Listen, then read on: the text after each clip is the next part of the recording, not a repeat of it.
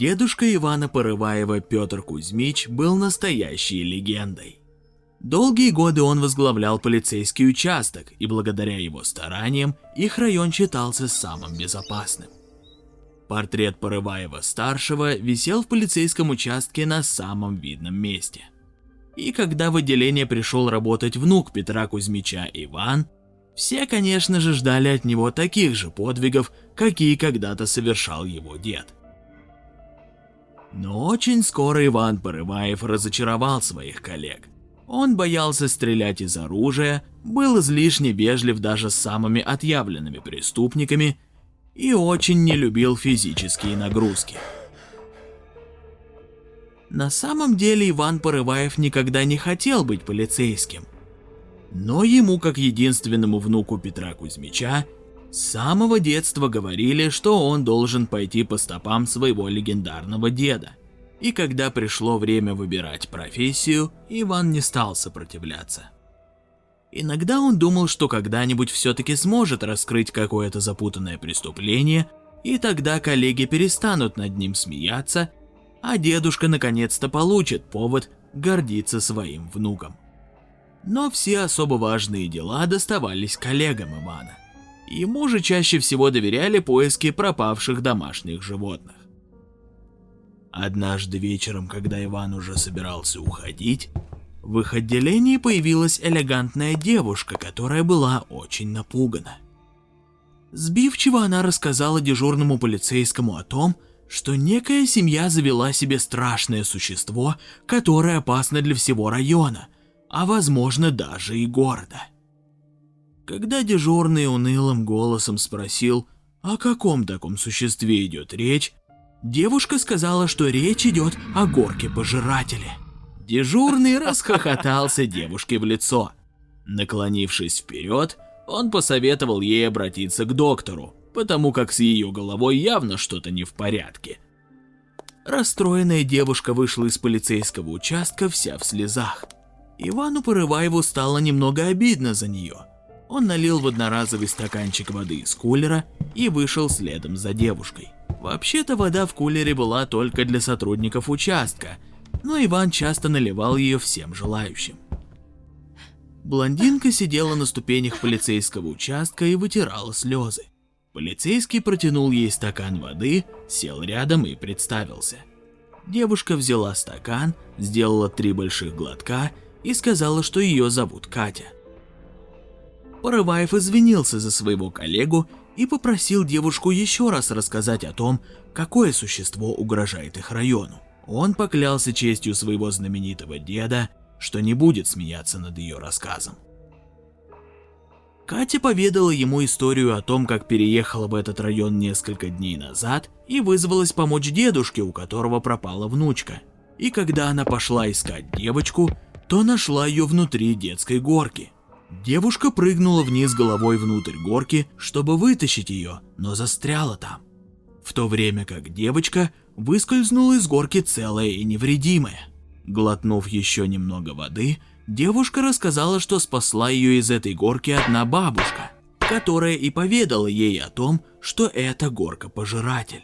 Монстр, который прикидывается нормальной горкой, а по факту те, кто хочет проехаться по этой горке, бесследно исчезают.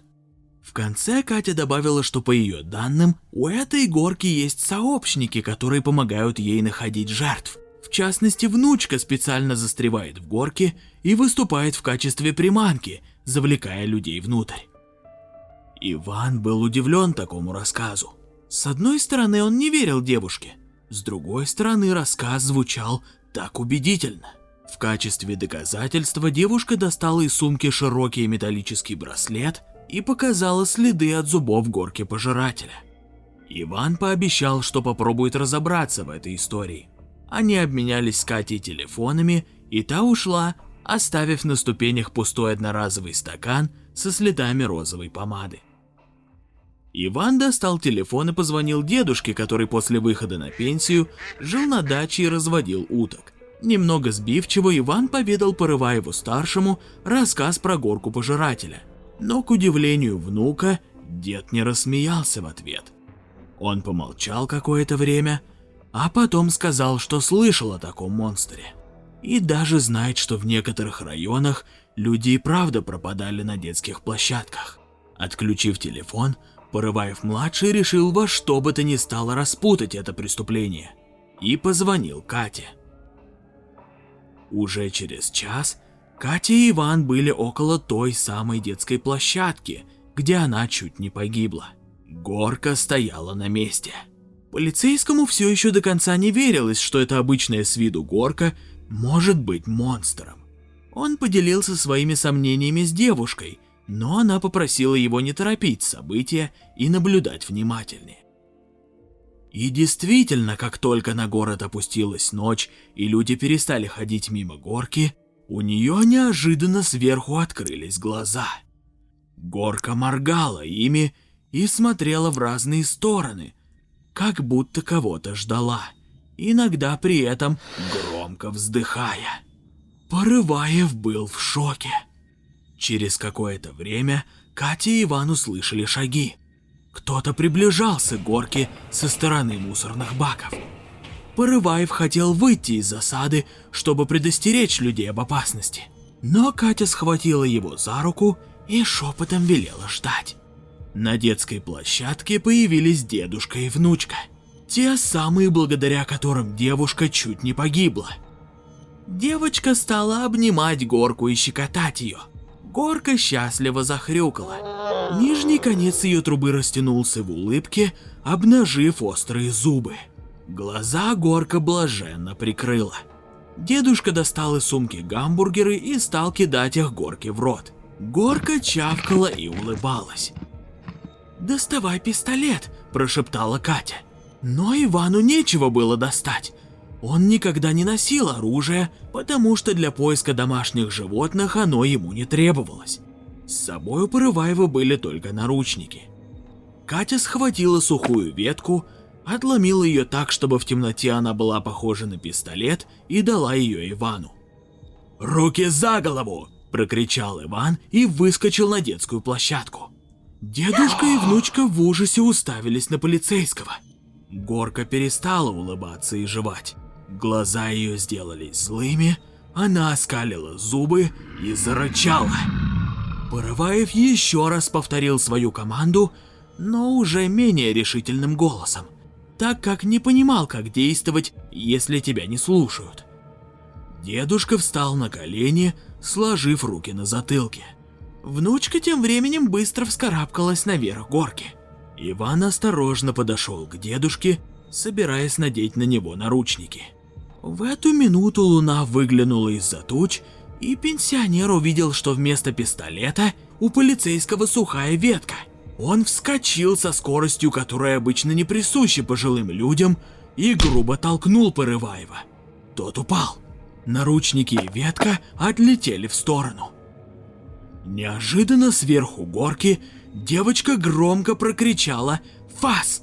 Горка стала одну за другой вытаскивать из земли свои ноги, и уже через минуту надвигалась на полицейского, который все еще сидел в недоумении. Дедушка тоже взобрался на горку и стоял рядом с внучкой. Девочка злобно смотрела на полицейского. Она прокричала еще одну команду, и горка неожиданно подняла свою зубастую трубу, по которой обычно скатываются люди, и со всей силы обрушила на полицейского, который едва успел отпрыгнуть. Катя испуганно смотрела на все происходящее. Она понимала, что Ивану не справиться в одиночку.